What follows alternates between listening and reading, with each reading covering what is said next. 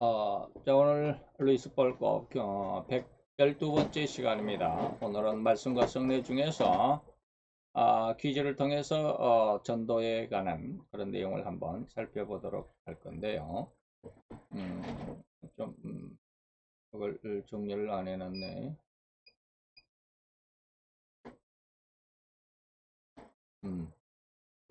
혹시 지난번 혹시 기억이 나실지 모르겠습니다. 잠깐 얘기를 뒤로 잠깐 접어두고요. 오늘은 로마서 4장 11절에 112번째 시간입니다. 우리 같이 로마서 4장 11절 한 절만 우리 같이 봉독하도록 하겠습니다. 저가 할례의 표를 받은 것은 무할례 시에 믿음으로 된 의를 인증 것이니 이는 무할례자로서 믿는 모든 자의 조상이 되어 저희로 의로 여기심을 얻게 하려 하십니다. 자, 이 말씀으로 우리가 오늘 112번째 시간을 볼 텐데, 지난 시간에 제가 어떻게 하다가, 세계, 모세의 그 무리바 사건에 대한 지도를 여러분들에게 보여드리겠다라고 그랬죠. 그런데 그걸 못 찾았었잖아요. 그래서 제가 오늘은 조금 연습을 해가지고 잘 찾을 수 있도록 한번 해보도록 하겠습니다. 지도를 조금 줄여야 되니까 이렇게 카메라에 쭉 들어올 수 있도록 이렇게 맞춰 보겠습니다. 이런 게 안 보이면 좋은데, 자, 이게 이제 구글 지도인데 여기가 이스라엘이죠. 여기가 이스라엘입니다. 그리고 이스라엘 옆에 이렇게 삼각주로 역삼각형으로 이렇게 되어 있는 것이 있죠. 그리고 여러분들이 한 달쯤인가요? 한 달쯤인가? 3, 4주 전에 그 배가 그 어디에 뭐 갇혔다 그러죠. 수에즈 운하라고 하는데 여기입니다. 여기 그 삼각형으로 된 것에 우리가 보기로 왼쪽입니다. 왼쪽에 여기 밑에 태평양이고 위에가 뭡니까? 대서양인지 바다 이름은 잘 몰라요. 그래서 여기 포토 사이드를 통해서 이렇게 쭉 여기가 제가 지금 키워 보겠습니다. 여기 지금 파란 이곳이 스웨즈 운하입니다. 여기를 그 큰 배들이 여기를 통과하죠. 밑으로 이렇게 쭉 직선으로 이렇게 쭉 내려옵니다. 그래서 여기가 이제 홍해로 이렇게 들어오는 곳인데 이제 여기서 이렇게 쭉 내려오죠. 근데 여기가 막혀가지고 어디서인지는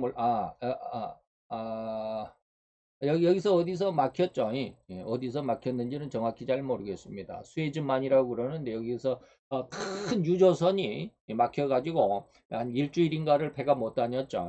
뭐 그런 데입니다. 어쨌든 이제 지나가 보고요. 여기 역삼각형으로 된 곳이 가데스 바네아, 다시 말하면 이스라엘 백성들이 40년간 광야 생활을 했던 곳이 바로 이곳입니다. 그리고 제가 이제 그 40년의 그 광야 생활을 끝내고 이제 가나안 땅으로 들어가죠. 그때 홍해를 건넜다 그랬는데 홍해를 건넌 곳이 바로 이 뉴에이바라고 하는 이곳입니다. 뉴에이바라고 그러는데 여기에 보면 솔로몬의 기둥이 하나 서 있습니다. 이 솔로몬의 기둥이 이쪽이 어디인가 이렇게 서 있어요. 근데 여러분들이 보이실런지 모르겠어요. 여기 이제 뭡니까 볼 수 있는 그, 안 들어가네요. 지난번에 이게 저기 들어가던데 그 뭡니까 그 스트리트 뷰라고 해가지고 그 거리를 볼 수 있는 그건데 왜 안 들어가지지?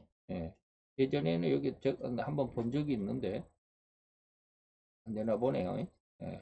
어쨌든 그렇습니다. 뉴 에이바에서 200만 명 이상 되는 이스라엘 모세를 따라온 이스라엘 백성들이 이곳을 여기에서 홍해가 갈라지는 곳으로 그 기적을 통해서 이쪽으로 넘어갔다라고 하는 것이죠. 넘어가서 이제 모세의 그 시내산에서 십계명을 받는 그런 저기가 있습니다. 십계명을 받는 그런 사건이 있었죠. 근데 여기서 이제 이쪽 오른쪽이 지금 제가 이 화살표로 동그랗게 그리고 있는 이 오른쪽이 사우디아라비아입니다. 한번 좀 줄여볼까요? 쭉 줄여보면 여기 사우디아라비아죠. 사우디아라비아가 꼭 이렇게 우리나라 장화처럼 이렇게 생겼는데 좀 버선처럼 이렇게 생겼죠. 여기가 사우디아라비아입니다. 그래서 여기를 쭉 켜보면 여기가 홍해죠. 예, 홍해인데 저쪽 여기쯤이니까 어딘가요? 여기 있네. 여기가 얌부라고 하는 곳이 있습니다. 여기 제가 이제 1년 동안 동아건설로 가가지고 그 일을 했던 곳이 바로 이 양부 항만공사입니다. 그래서 제가 한번 찾아봤어요. 예, 이렇게 좀 키워보면 항만이 두 개가 있어요. 여기가 이렇게 항만이 배를 접안시켜가지고 기름을 실는 그런 곳인데 제가 여긴 줄 알고 한참 찾아봤더니 아무래도 이상해요. 여기가 아닌 것 같은데 하고 보니까 여기 꼭 이렇게 그 스패너 같이 생긴 곳이 있죠. 이게 길게 와가지고 이렇게 기역자를 이렇게 키역자 거꾸로 보면 키역자 비슷하게 생겼죠. 바로 여기에서 제가 근무를 했습니다. 1년 동안. 제가 이제 설계한 것도 있고 그러는데 여기 항만에 뭡니까 이렇게 뭐 자우장 있어요. 예, 트러스트 뭐 이런 거 있는데 그리고 여기가 이제 기름 담는 그 큰 유저 탱크가 있고요. 그리고 여기가 그 도크라게 해가지고 배를 조금 수리하는 이런 것도 있고요. 제가 여기에서 1년 동안 설계 사무실은 저 안쪽에 있습니다. 설계 사무실은 이 안쪽에 여기쯤 설계 사무실이 있어요. 어쨌든지 그랬습니다. 그리고 나서 이제 본론으로 들어가는데요. 여기가 바로 이제 사우디아라비아입니다.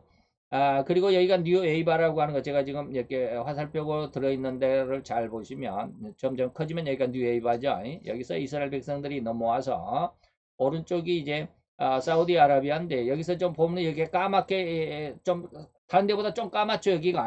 여기가 시내산입니다. 그래서 학자들이 말하기를 야 시내산에 그 하나님이 임재하실 때 불이 붙었다 그러죠.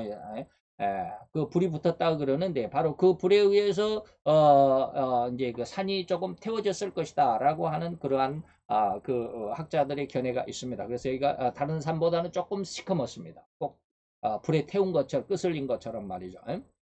자, 이것이 시내산인데 여기에 보면 그 뭐라고 써 있느냐면 예벨 알 라우즈라고 하는데 예벨 알 라우즈 이게 뭐 제가 정확하게 발음이 됐는지는 모르겠지만 산봉우리라고 하는 그러한 우리말인가 봐요. 그쪽이 사우디 말로 예벨 알 라우즈가 그런가 봐요. 여기가 어디냐면 시내산 밑에 이제 그 어떤 그런 것들인데 뭐 여기를 지금 보여드리고 싶지는 않습니다. 여기는 이제 놔두고요. 지금 여기가 유난히 이렇게 새카만 이곳이 시내산이라고 그랬죠. 시내산에서 조금 위로 가보면 여기가 시내산이고 시내산 옆에서 지난 시간에 우리가 무리바 사건이 있었죠. 무리바 사건이 여기에 있습니다. 제가 지금 보이십니까? 시내산에서 북쪽으로 이렇게 쭉 가보면 큰 바위산 가운데 조그맣게 이렇게 길쭉하게 돼 있는 이것도 안반인데 여기를 좀 여기다 제가 화살표를 놓고 키워보도록 하겠습니다. 빨리 키우면 안 되니까 천천히 이렇게 키워보도록 하겠습니다. 자, 이렇게 하면 뭐라고 나오냐면 스피리티 락이라고 나옵니다. 오브 히브리 호렙이라고 그러죠. 호렙산의 영적인 바위다라고 이렇게 나옵니다. 히브리란 말은 제가 잘못 읽었고 호렙 오브 락 오브 호렙산의 스피리트 그 뭡니까 영험한 바위다 뭐 그런 뜻이 되겠죠. 스피릿 락 오브 호렙산. 그래서 여기가 지금 사진이 이렇게 나오는데 좀 더 키워보겠습니다. 이렇게 쭉 키워봅니다. 그리고 여기에 보면 락 스피릿 오브 모세스 캠프 그러죠. 모세스 캠프라고 나오잖아요.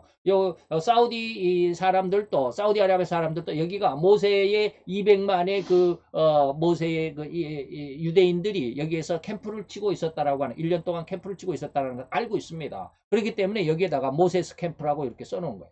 락 스피릿 오브 모세스 캠프. 그래서 이스라엘 백성들은 여기에서 이 광야에서 1년 동안 생활을 하고 그 중에 이제 한 달 40일 동안 모세가 여기에 이제 그 시내산으로 올라갑니다. 여기 시내산은 여기에서 한참 멀죠. 여기서 시내산 여기서 이게 새카만 곳이 시내산이니까 이게 시내산입니다. 그래서 시내산의 북쪽으로 이렇게 좀 가서 여기가 락 오브 호렙시다라고 그랬죠. 이것을 한번 계속 키워보겠습니다. 이렇게 보니까 이 돌에 뭡니까 그림자가 이렇게 있죠. 이 새카만 게 그림자입니다. 태양빛에 보이는 그림자입니다. 근데 이것을 우리가 이렇게 클릭을 해보면 여기에 사진이 옆에가 쭉 나오거든요. 바로 이겁니다. 이 사진. 제가 지난 시간에 이 사진을 여러분들에게 보여드리려다가 못 찾고 말았는데, 꼭 우리는 그 손 두 개를 이렇게 딱 합쳐가지고 엄지손가락이 앞으로 이렇게 나온 것처럼 이렇게 양손으로 이렇게 돼 있잖아요. 이것이 이제 가운데가 이렇게 갈라져, 이게 통째로였다고 그러는데, 모세가 이 바위를 쳐서 지금 앞쪽에는 그렇지 않고요. 이 앞쪽에 이게 앞쪽인지 뒤쪽인지, 앞쪽에 보면 여기에 물이 흐르는 아주 큰 그 흔적들이 있다고 그럽니다. 그래서 계속 이렇게 그 앞에 이제 그 모세 캠프가 있었던 것이고, 이러한 내용들을 이렇게 쭉 볼 수 있습니다. 이렇게 사람들이 관광을 많이 가죠. 그래서 관광한 사람들이 여기서 사진을 찍고 자기 사진들을 여기다가 다 올려요. 그러니까 우리는 이제 안방에 앉아가지고 그들이 어떤 모습인지 이렇게 볼 수도 있죠. 그리고 이것이 이제 모세 캠프, 다시 말하면 여기 앞에 있는 게 이제 그 모세의 그 무리바의 바위고, 그 앞에 이제 지금은 이제 그 관광객들을 대상으로 영업을 하는 그런 어떤 조그마한 가게겠죠. 멀리서 보는 모세의 그 무리바 바위입니다. 그리고 여기가 이제 가까이 가서 이제 사람들이 이렇게 사진도 찍고요. 그렇습니다. 이렇게 차가 올라가기도 하고, 낙타를 통해서 이게 그 사이 가운데 선명하게 이렇게 가운데 갈라져 있죠. 그 사이로 물이 흘러내렸다라고 이렇게 이야기를 합니다. 그리고 이제 여기는 이제 사진이 너무 많으니까 계속 보기는 좀 그렇고, 이제 좀 넘어갑시다. 그리고 제가 뭘 보여드리려고 그러냐면, 여기가 이제 그래서 무리바 스프릿 락 오브 호렙, 네, 호렙의 바이다라고 그랬죠. 그래서 제가 이제 또 무엇을 보여드리려고 하냐면, 쭉 이제 멀어졌죠. 여기가 방금 이제 빨간 이 표시가 무리바 바위가 있고요. 그 밑에 이것이 그 시내산이라고 그랬습니다. 이게 시내산입니다. 시내산은 이게 그 광야 가데스 바네아 여 밑에 있는 여기가 시내산이라고, 그거 뭡니까 그 선교 여행 가면 전부 여기를 갑니다. 여기 뭐냐, 성트 카트린이라고 하는 건가, 세인트 카트린이라고 하는 여기가 큰 수도원이 있다고 그래요. 예. 근데 여기를 전부 그 시내산이라고, 지금 선교 여행 가면 여기를 올라가고 있습니다. 여기를 올라가는데 여기가 아닙니다. 예, 여기가 아닙니다. 여기에는 200만 명이나 되는 이스라엘 백성들이 밑에서 1년 동안 캠프를 치고 살 수 있을 만한 넓은 광야가 없어요. 그죠? 예, 그렇기 때문에 여기는 이것은 모세 시내산이 아닙니다.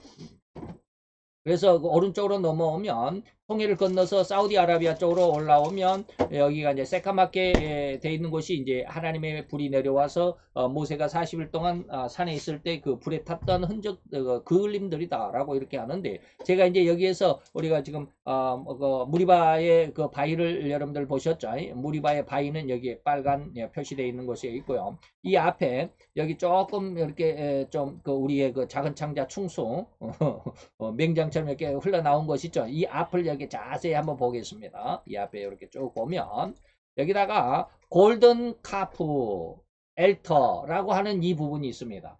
여기가 아주 중요한 곳입니다. 여기가 바로 아론이 금송아지를 만들어서 제사를 지냈던 곳입니다. 모세는 시내산에 40일 동안 올라가 있고, 아래에서는 여기가 이제 그 큰 아주 어마어마하게 넓은 광야입니다. 근데 여기에서 200만 명의 이스라엘 그 모세의 군대가, 아까 거기 그 호렙 그 바위 앞에서도 그런 저기가 있었지만, 여기서도 이스라엘 백성들이 살았었습니다. 그런데 여기를 좀 더 키워보겠습니다. 그러면 좀 마름모 비슷하게, 사각형 비슷하게 이렇게 직선으로 이렇게, 이 선이 뭐냐면 울타리입니다. 울타리입니다.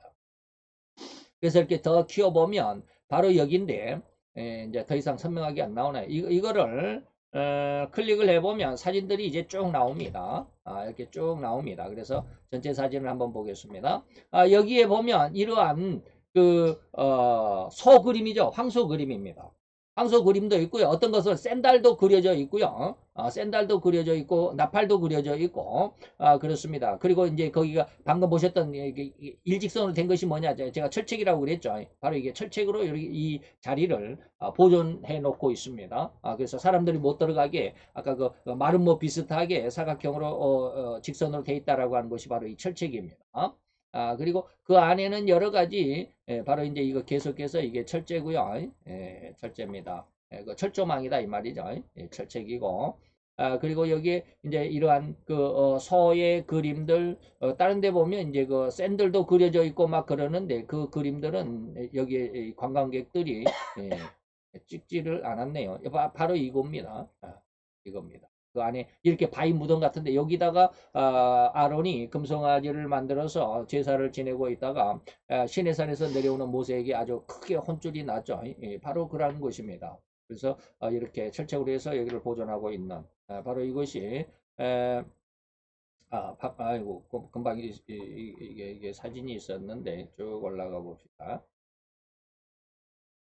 이런 사진들 많죠. 여기 소들 있고 그 다음에 이렇게 이제 그 철책들 이렇게 딱 해서 거기를 보존하고 있고 이렇게 송아지도 그려져 있고 그렇습니다. 여기서 뭐 우리는 사우디 말을 잘 모르니까 그런데 여기서 뭐 접근하면 안 됩니다. 뭐 이런 그 경고판이라고 그래요. 초장 그렇습니다. 이렇게 돼 있고요. 이거 이제 좀 멀찌건이 위성으로 올라가 봅시다. 여기에서 보면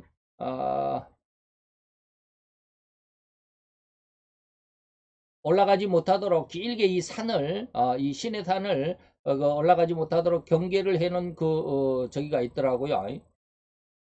혈책이 있어요. 여기는 이제 아까 골든 카프는 여기 뭡니까? 여기만 이렇게 사각형으로 이렇게 딱 돼 있는데 신의 산 앞으로 가보면 길게 아주 한 몇 킬로가 될는지 모르는데 그 철책이 있더라고요. 산을 못 올라가게. 그렇게 지금 이스라엘에서 아니 그 저기 사우디에서는 이곳이 신의 산이라는 것을 대외적으로 세계적으로 이렇게 물론 알고는 있지만 그것을 발표하지는 않습니다.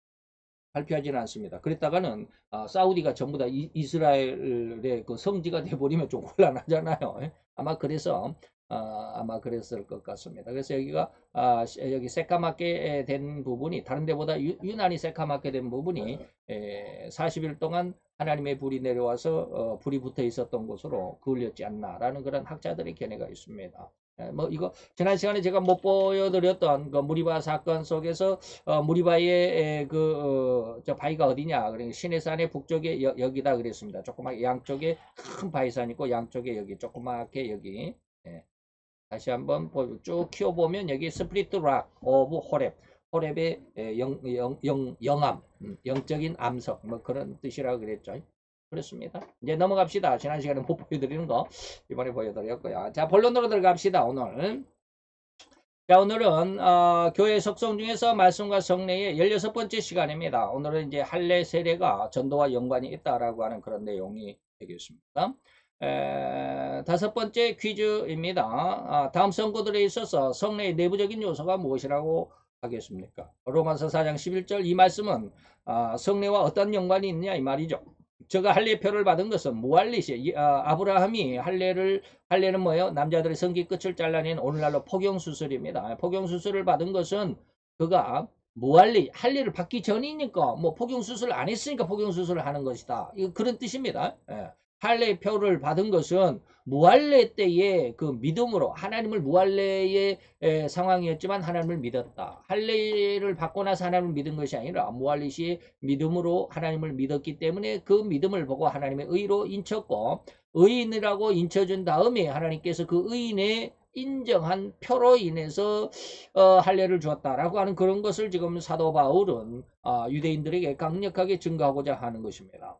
이는 무할례자로서 모든 믿는 자의 조상이 된다. 다시 말하면 무할례자는 이방인들 아직은 하나님 앞에 온전치 못한 불신자들이었던 이방인들까지도 하나님의 모든 자들의 조상이 됐다라고 하는 것을 사도 바울은 강력하게 증거하고 있습니다.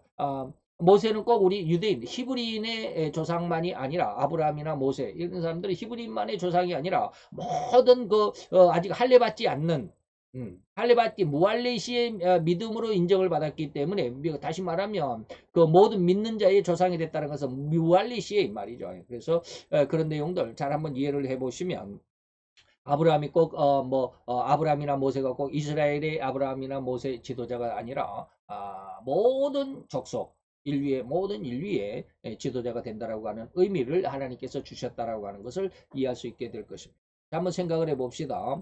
성례의 내부적인 요소, 그것은 곧 의미고 그 내용을 잘 이해할 수 있어야 된다. 그죠? 그 성례와 성례의 어떤 세례와 성찬의 의미가 과연 우리 인간에게 어떤 의미가 있는가라는 물음을 주면, 그 중에서도 오늘 로마서 4장 11절에서는 할례의 내부적인 의미가, 할례 속에 어떤 의미가 숨겨져 있냐 이거죠. 그 의미를 묻는다면 그것은 우리 인간들에게 세례는 무엇인가, 또는 세례는 어떤 의미를 갖는가라고 묻는 것과 같다 이 말이죠.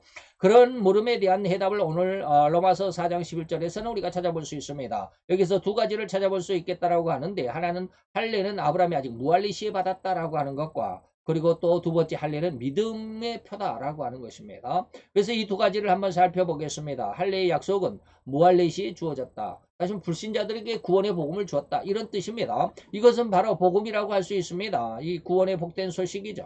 절대 믿는 자들에게 주어진 것이 아니라 하나님을 아직 믿지 않은 이른바 구원과는 결코 상관이 없는 오로지 영원한 멸망과 지옥행일 수밖에 없는 불신자들에게, 그것도 변개할 수도 변개되지도 않는 지옥의 멸망의 길에서 구원하겠다라고 하는 약속이 이 할례 속에 들어있다라고 하는 것이죠. 이것이 바로 구원이라고 하는 것이 복된 소식이다라는 것이죠. 이 복음, 곧 하나님의 약속인 징표가, 이러한 복음의 징표가 뭡니까? 할례로 나타났습니다. 오늘날의 이 할례가 세례다라고 하는 거 우리가 지난 시간에 알아봤습니다. 이제 하나님의 복음은 절대 무할례 시에 주어졌다는 사실과 그 의미를 연계시킬 수 있어야겠습니다. 이 하나님의 약속은 절대 온 세상에 전파되어져야만 합니다. 이스라엘 것만 아니다. 히브리인들 것만 아니다라고 하는 겁니다. 그래서 마태 28장 18절로 20절에 예수님께서 복음을 온 세상에 전파하라고 하는 겁니다. 모든 족속으로 제자를 삼아라. 그리고 아버지와 아들과 성령의 이름으로 그들에게 세례를 주고 내가 너희에게 분부한 모든 것, 하나님의 진리의 모든 것을 가르쳐 그대로 살도록 해라, 지키도록 해라 라고 하는 것이죠. 마태 18장 14절에 보니까 이 세상에 이 소자 중 하나라도 하나님 앞에 잊어버리는 것이 되지 않는다. 잃어버리는 것은 하나님의 뜻이 아니다 라고 하는 것이죠. 그러니까 베드로서 3장 9절에 보니까 주님의 약속은 뭡니까? 아무도 멸망치 않고 다 회개하여 구원받게 되기를 원하는 것이 하나님의 뜻이다 라고 하는 건, 꼭 이스라엘들만 구원하는 것이 아니라 모든 이방인들까지라도 하나님은 구원코자 하셨다라고 하는 그 의미, 그 하나님의 진의를 좀 깨달아 달라라고 하는 겁니다. 이를 우리는 주님이 주신 최후의 지상명령이라는 별칭을 부르고 갖추고 거기다 붙이고 있습니다.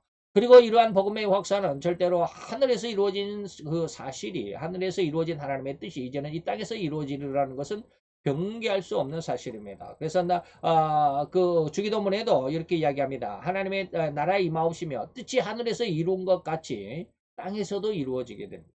예. 이미 하늘에서 하나님의 뜻이 이루어졌으면 그 뜻이 이 땅에서도 이루어지기를 원합니다.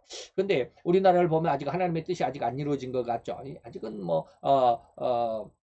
큰 하나님의 뜻 안에서 보면 우리나라가 하나님의 뜻으로, 이 하나님의 뜻을 땅에 이루어가는 과정 중에 있는지도 모르겠다라는 저는 그런 생각을 합니다. 그래서 이 나라에 이 공산화가 그 추진되어 가고 있는 이 정말 안타까운 이런 상황, 통일부 장관이 국회의원으로 있을 때는 그냥 여기저기 그 반대당에서 막 제재도 하고 그러니까 제대로 목소리를 못 내고 그러더니 이제 통일부 장관 시켜놓으니까 지 위에는 아무도 없잖아요. 누가 제재할 사람이 없잖아요. 그러니까 마구잡이로 그냥 이런 법 저런 법 그냥 막 난리 법석을 피고 있는, 완전히 이거 우리나라의 빨갱이 학생들의 그 총책입니다. 예. 그 사람이 전대협을 세웠던 사람이라고 그래요.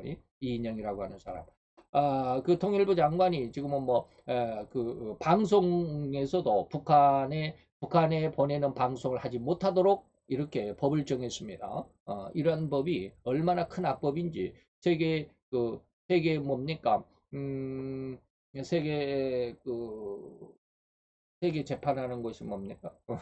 유엔에 들어가 있는 거기 그 세계 법에, 평화법에 위배되는 것인데도 지멋대로 지금 하고 있어요. 이것이 나중에 이제 1년 후에 우리가 반드시 이 문재인 민주당 정권을 심판을 해야 되겠지만, 그렇게 되면 반드시 저건 국제사법재판소, 국제재판소에 회부될 가능성이 있다라고 말을 하고 있습니다. 학자들이. 그래서 우리나라에서는 아직 하나님의 뜻을 그렇게 잘 이루어져 있지 않다라고 우리가 볼 수도 있지만, 큰 틀에서 보면 이것이 과정이다라고 저는 봅니다. 다시 말해 이 나라 대한민국에 그 빨갱이 사상을 가지고 있는 사람들 거의 한 30, 40% 돼요. 30, 40%. 절반은 안 되지만 30, 40% 됩니다. 그러다 보니까 저들을 우리가 어떻게 훈계를 못 하잖아요. 훈계할 수가 없어요. 지금은 완전히 굳어져 가지고. 그러면 저들을 척결할 수 있는 것은 전쟁밖에 없습니다. 하나님께서 하시는 일밖에 없습니다. 전쟁을 통해서 저들을 완전히 쓸어버리는 것이죠. 음. 그래서 제가 지난 시간에 아마 우리나라가 공산화될 가능성이 많다라고 이렇게 말씀드렸고 전쟁이 일어날 가능성도 많다라고 그랬습니다. 그래서 저도 기도할 때 늘 그럽니다. 하나님 왜 전쟁을 피할 수는 없겠습니까? 라고 그런 기도를 많이 하는데 그렇게 기도하면서 한편으로는 전쟁 아니면 이 나라를 청결케 할 수가 없다라는 그런 생각이 자꾸 많이 듭니다. 전쟁이 아니고서는 이 나라가 지금 70년이죠. 그 나라가 독립이 되고 나서 70년이 지금 흘렀는데 70년 동안 하나님의 이 축복을 굉장히 많이 어그러져 가 있죠.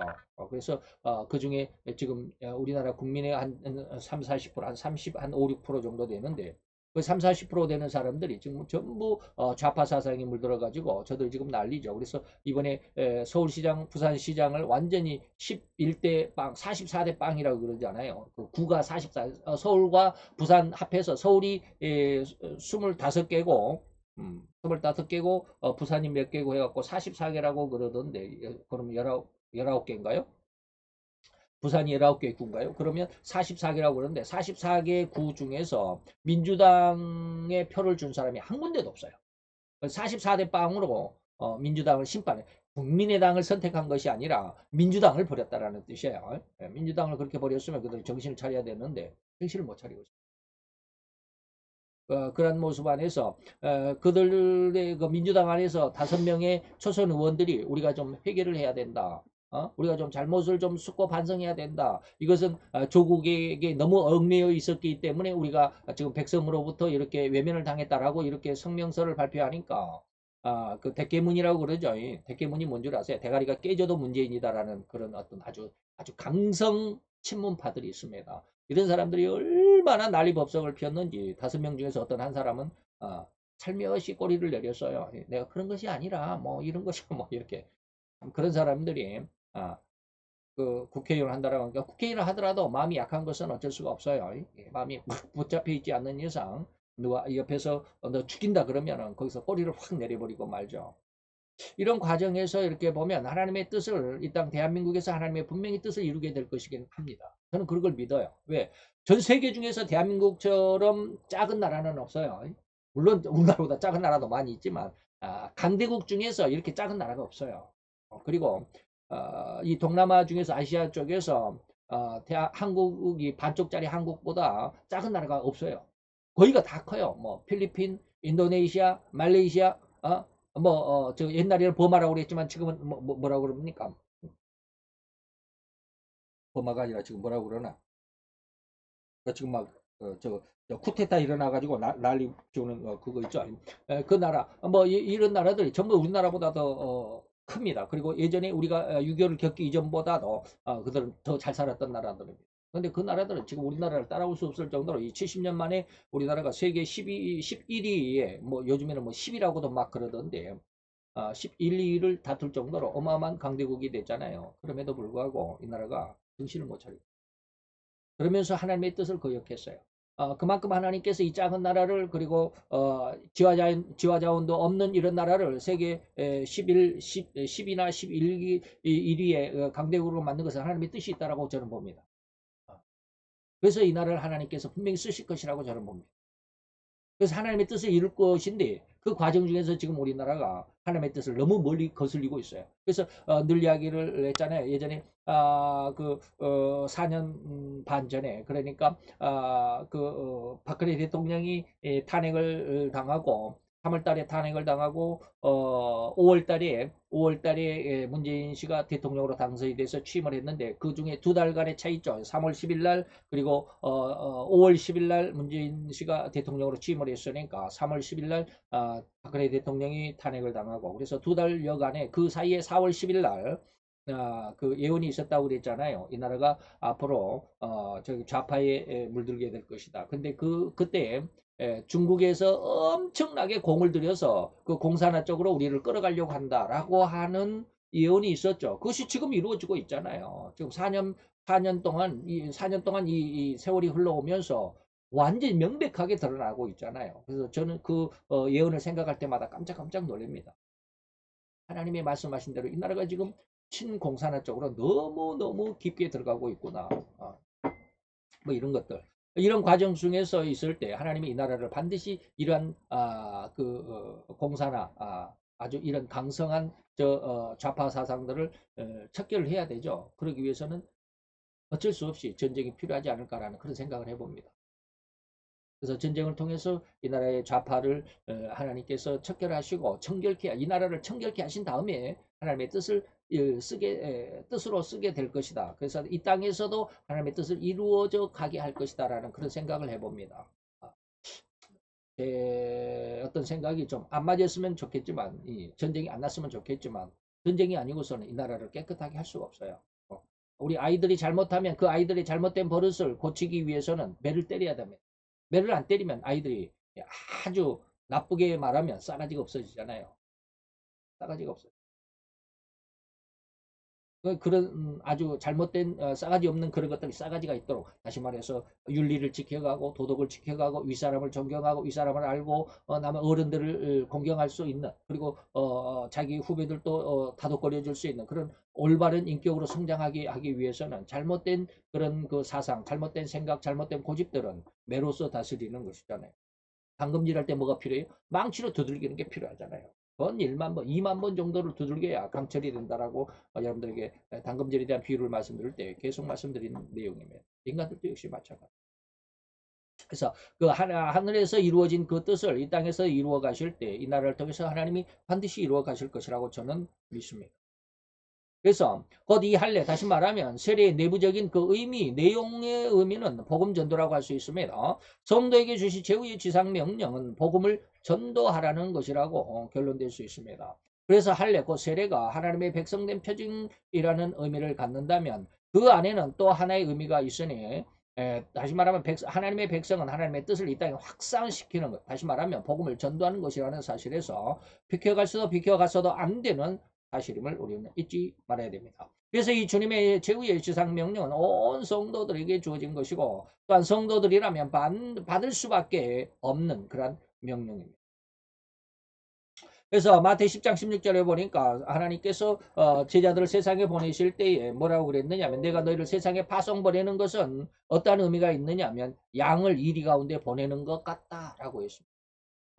굉장히 위험한 상황입니다. 양을 이리 가운데 보낸 것 같다. 그러다 보니까 성도들이 세상에서 너무 힘들어집니다. 지금 제가 아까도 말씀드렸지만 또 우리나라 통일부 장관이 엉뚱한 법을 발의해가지고 우리나라 FEBC 극동방송이 지금 굉장히 위험한 상황에 처해 있습니다.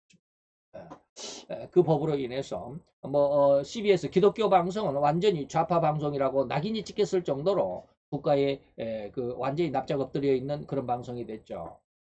그러다 보니까 CBS는 나라의 정부 시책에 아주 100% 순종하는 것 같은 그런 입장이고 기독교 방송입니다. 그 중에서 FEBC라고 하는 극동방송은 정부의 말을 듣지 않습니다. 그래서 온전히 우리는 복음만 전한다. 나라에서 뭐 복음을 북한에다가 무슨 이 전파 방송을 보내지 말라. 아니 그게 아니라 우리는 북한을 위해서도 복음을 전 세계를 위해서도 우리는 복음 방송을 해야 된다라고 아주 강력하게 정부의 그런 어떤 통신법을 반대하기 때문에 이번에 이인영이가 그런 어떤 법을 만들어 가지고 완전히 극동방송을 아주 무릎을 잘라내려고 하는 그런 상황이 있습니다. 굉장히 위험한 상황이죠. 바로 이것이 뭡니까? 양을 이리 가운데 보낸 것 같습니다. 지금 이리가 아주 극성인 시대입니다. 양들은 아주 힘을 쓸 수가 없습니다. 양이 100마리 있다 할지라도 이리가 한 마리만 들어오면 양 100마리 다 잡아먹습니다. 좀 아주 굉장히 위험한 상황이죠. 앞으로 이런 시대는 더 강렬하게 극렬하게 될 겁니다. 이렇듯 주님이 주신 최후의 지상명령을 받은 성도들이라면 반드시 명령의 기초 그리고 기준이 되는 명령을 잊어서는 안 됩니다. 다시 말하면 양을 이리로 보낸 것 같다. 너희 세상에서 어려움을 당한다. 고통을 당한다. 그렇지만 그 어려움과 고통을 당한다고 해서 너희들의 마음을 너희들의 믿음을 너희들의 신앙을 저버려서는 안 된다라는 것이죠. 더욱이 이런 보내는 최후의 지상 명령에는 절대로 보냄을 받지 않는 가짜 전도자들도 있음을 우리는 유의해야만 한다. 지난 시간에도 보냄을 우리가 마태복음을 볼 때도 하나님께서 우리를 부르셨을 때 그 부르심에 대해서 여러분들에게 말씀을 드릴 때 하나님의 편에서 부름이 있고 가짜 부름, 다시 말하면 사단이 우리를 세상의 멸망으로 끌어가는 유혹의 부름이 있다라는 말씀을 드렸습니다. 오늘도 역시 마찬가지입니다. 그래서 전도자들도 역시 마찬가지예요. 복음에도 가짜 복음이 있고 가짜 전도자들 있다, 가짜 목사들 있다라는 것입니다. 그래서 빌립보서 3장 18절에 보니까 사도 바울이 이제는 눈물로 내가 너희들에게 권면한다. 해도 좋은 말로 해서 안 들으니까 얼마나 답답했으면 눈물을 흘리면서 성도들에게 이런 말을 하겠습니까? 눈물을 흘리면서 여러 사람들이 그리스도의 십자가의 원수로 행한다. 예수 그리스도를 말하면서 그리스도의 십자가의 원수로 행동은 따르지 않는다. 말은 잘하는데 행동은 따르지 않는다. 이런 뜻입니다. 그리고 요한복음 7장 18절에 보니까 스스로 말하는 자는 자기 영광만 구한다. 다시 말하면 하나님 앞에 보내심을 받은 진짜 하나님의 종이라고 한다면 하나님의 보내신 자의 영광을 구하죠. 보내신 이의 영광을 구하는 자는 참되지만 보냄을 받은 적이 없기 때문에 스스로 말하는 자는 누가 보내지나 자기가 스스로 설교하는 사람들이 있어요. 이런 사람들은 자기 영광만 구합니다. 보낸 자가 없으니까. 그러나 보냄을 받은 자는 자기를 보낸 누군가가 주인이 있잖아요. 그 누군가의 그 주인의 명령, 그 주인의 영광, 그 주인, 다시 말해 하나님의 영광을 위해서 사는 사람. 무슨 말 이해가 되시죠? 더 나아가서 마태 24장 24절에 보니까 거짓 그리스도들과 여기 복수입니다. 거짓 그리스도들과 거짓 성자, 다시 말하면 거짓 목사들이 많이 일어나서 큰 표적을 일으키고 큰 기사를 보여서 할 수만 있으면 믿는 자들이라도 미혹해 한다라고 하는 겁니다. 앞으로는 기적이 능력이 성령의 역사다, 성령의 큰 세례다라고 이렇게 말하면서 어마어마한 잘못된 복음들을 제가 지난 시간에 말씀드렸죠. 성령 분양 사건, 신사도 운동, 성령 임파테이션, 이런 거 말씀을 많이 드렸죠. 이런 사람들이 많게 될 겁니다. 거기에 여러분들이 하지 않아야 되는데. 응? 사도행전 20장 29절 30절에 보니까 내가 떠난 사도 바울이 이제 에베소를 떠나게 되면 어디 가나 마찬가지예요. 그 떠나게 되면 나중에 그 사도 바울의 영광, 사도 바울이 그 지역에서 존경을 받았던 그 존경을 대신 받고자 하는 아주 흉악한 이리들이 너희에게 들어와서 진짜 이리가 아니죠. 아주 흉악한 이리 같은 마음, 이런 사람들이 있습니다. 그 양떼를 아끼지 아니하며 너희 중에서도 제자들을 끌어서 자기를 쫓게 하려고 그 어그러진 말을 하는, 잘못된 거짓말을 하는 사람들이 많이 일어날 줄 안다. 잘못된 복음 전도자들이죠. 가짜 목사들입니다. 이런 가짜 복음이 있다는 사실은 오로지 신약 시대에만 국한된 것이 아님을 알 것입니다. 성경에는 하나님께서는 이미 구약 시대에도 이런 가짜 복음과 가짜 전도자들이 수없이 많았음을 주의하라고 경고했었습니다. 에레미야 14장, 에레미야서가 바로 그런 건데, 예를 선지자들은 내 이름으로 거짓 예언을 한다. 가짜 선지자들이죠. 가짜 선지자들이 여호와의 이름으로 예언을 하지만 전부 다 가짜 거짓 예언이다. 가짜다 이 말입니다. 내가 그들 보내지 않았어요. 그들은 거짓 계시, 잘못된 계시와 그들의 스스로 복을 누리는 복술과 허탄한 것과 자기 마음의 속임으로 너희에게 예언하는 것입니다. 근데 일반 백성들은 이걸 몰라요. 이걸 알아들을 수가 없어요. 영적인 것을 쉽게 알아낼 수가 없어요. 그래서 성경을 많이 읽어라, 기도를 많이 하라라고 제가 늘 이야기하는 겁니다. 그러다 보면 그냥 알 수 있습니다. 예전에는 제가 한 2, 3년 전만 해도 제가 그 사람하고 한 5분 정도는 이야기해봐야 그 사람을 좀 알 수 있을 것 같다라고 그랬는데 요즘은 한 몇 마디만 해보면 그냥 알 수 있어요. 그런 성도들은 절대로 이런 가짜 복음과 가짜 전도자들이 되어서도 되지도 않아야 한다는 것은 불문가지죠. 그래서 우리 성도들은 특별하게 복음 전도자라고 지칭하는 사람들, 즉 복음이라고 주장하는 모든 주장이나 그런 학설이나 그런 이론들에 대해서 철저한 검증이 필요하다. 우리가 오전에 마태복음을 공부하면서도 여러분들에게 말씀을 드렸습니다. 오늘날에는 이 진화론에 대해서 여러분들이 너무나도 깊이 학교에 들어가면서 유치원부터 여러분들은 진화론을 배우기 때문에 그 가짜 거짓말인데 그걸 제가 배우면 배울수록 정말로 진화론이 얼마나 허황된 것인지 얼마나 가짜 그 정말로 과학적인 것 같죠. 과학이니 과학에서 배우는 것이니까 여러분들이 자바 원인이라고 하는 그 그림도 여러분들 생물책에 나와 있습니다. 학교에서 고등학교 때 배우는 생물책이에요. 자바 원인이 자바 원인의 뼈를 발견했다고 그러는데 그 뼈가 인간의 몸에는 약 240개가 있답니다. 뼈가 마디마디 해가지고 240개의 뼈가 있다고 그러는데 240개 중에서 자바 원인이라고 인정할 만한 뼈가 몇 개를 발견했을까? 뭐 한 200, 한 30개 발견했으면 자바 원인이라고 하겠습니까? 안 그렇습니다. 단 2개 발견했습니다. 머리뼈 여기 앞머리뼈 여기 하나. 그것도 파편입니다. 온전히 이 두개골 전체를 발견한 것이 아니라 앞머리 이게 앞머리 뼈 여기 우리가 흔히 말하는 전두엽 있는 뭐 여기 여기 뼈 하나 그리고 정강이 뼈 하나 이 2개 발견했습니다. 그래가지고 그걸 놓고 나머지는 싹 포장을 합니다. 238개를 포장을 해가지고 이게 자바 원인이다라고 그래요. 그래서 진화론자들의 행태는 그렇습니다. 정확하게 뭐 크로마뇽인이다, 자바 원인이다 이런 완전한 화석이 발견되는 것을 진짜 싫어합니다. 왜? 거기에 거짓말을 실을 수가 없잖아요. 완전히 발견되면 딱 그게 그거니까. 다시 말하면 그것이 완전한 뼈가 발견되면 그것은 사람이든지 아니면 원숭이든지. 그죠? 완전한 뼈. 근데 그 중에 한 개, 2개만 발견돼야 돼. 그래야 거기다가 막 살을 붙이고 떡을 붙이고 해가지고 완전히 떡시신이 되게 하는 거예요. 그러다 보니까 거짓말을 잘할 수 있잖아요. 이게 여러분들이 과학이라고 믿고 있는 자바 원인이고 그렇습니다. 크로만 원인은 우리 현대 인류예요. 그냥 조금 생김새가 달랐을 뿐이에요. 그게 우리 진화의 과정이 아니다 이 말입니다. 그런 것들을 우리가 좀 검증해 볼 필요가 있는데 우리는 그걸 검증을 안 하지 않아요. 그래서 검증하라고 그래. 지각 있는 은혜, 지각 있는 사랑, 지각 있는 복음이 필요하다, 믿음이 필요하다라고 여러분들에게 가끔 말씀드리죠. 우리가 하나님의 말씀에 대해서도 역시 마찬가지예요. 이걸 뭘 해야 돼? 검증이 필요해요. 그것이 진짜 옳은 말씀인지 아니면 잘못된 말인지 이걸 꼭 기억하고 있으면 좋겠습니다. 그리고 그런 분별력을 가지는 성도들이 되어야만 하겠습니다. 그래서 요한 1서 4장 1절에 보니까 사랑하는 자들 영을 다 믿지 말라. 오직 영들이 하나님께 속하 있는지 너희 뭐하라? 시험해보라. 네. 누가복음 12장 56, 7절에 보니까 어찌 이 시대는 분별하지 못하다. 세상의 천기는 분별할 줄 알면서 어찌 하나님의 시대는 하나님의 진리는 분별하지 못하느냐. 왜 옳은 것을 스스로 판단하지 아니하느냐.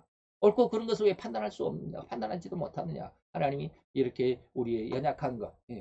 우리는 학교 가서 가르쳐준 대로 그냥 그것을 그대로 받아들이기만 해요. 그게 옳은지 그런지 잘못된 것인지 한번 생각해 보지도 않아요. 그러면서 성경을 이야기해주면 학교에서 배운 어떤 진화론의 사상에 밑바탕이 쫙 깔려 있어가지고 성경을 보니까 홍해를 어떻게 건너 오병이의 기적이 어떻게 나타나 오병이의 기적 가능합니다. 여러분들 나중에 여러분들에게 그 과학이라고 한다면 과학으로 풀어드릴 수 있습니다. 제가 공부해 보니까 그게 진짜예요. 그래서 과학을 하는 사람들은 이 연력학 법칙이라고 하는 것을 연력학 법칙이 진짜 과학의 기본인데 이것을 상당히 싫어하는 것 같아요. 진화론자들은 이 연력학 법칙을 싫어하는 것 같아요. 왜?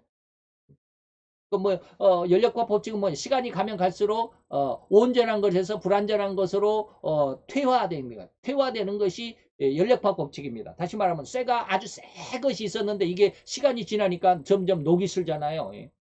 집이 아주 새 집을 만들어 놨는데 한 50년, 100년 지나니까 이 막 담장이 허물어지고 세멘트가 허물어지고 막 그러잖아요. 그러니까 온전한 것에서 불완전한 곳으로 시간이 가면 갈수록 그렇게 허물어져 가는 거예요. 그런데 진화론은 뭐예요? 시간이 가면 갈수록 완전해진다고 그러잖아요. 원숭이가 사람이 되고 사람이 더 얼마나 완전한 사람으로 될는지 모르지만 진화론은 지금 연력학 법칙을 지네들이 과학이라고 말하는 그 과학을 거스리고 있는 거예요. 우리가 이런 것을 뭐예요? 스스로 옳은 것을 스스로 판단할 수 있는 정도는 돼야 되지 않습니까? 그래서 제가 신 만들어진 위험, 신만위를 반박하기 위해서 이렇게 지금 2장까지 썼는데 3장에서는 진화론에 대해서 주장을 하니까 거기에 대해서 내가 창조론을 정확히 모르니까 저는 이제 성경만 공부했으니까 창조를 공부를 안 했으니까 거기에 대해서 창조론을 반박을 해야 되는데 제가 모르니까 이제 한 달이나 한 2달 정도를 제가 시간을 내서 창조를 공부하고 거기에서 반박론을 쓰겠다라고 제가 그런 말씀을 드려서 지금 창조를 공부를 하고 있다고 그랬잖아요. 바로 그것입니다. 어떤 것이 옳은지 어떤 것이 잘못된 것인지 여러분들이 분별할 수 있는 어떤 이 지각 있는 옳고 그런 것을 판단할 수 있는 그런 지혜가 필요합니다. 그런 믿음이 필요하다 이 말입니다.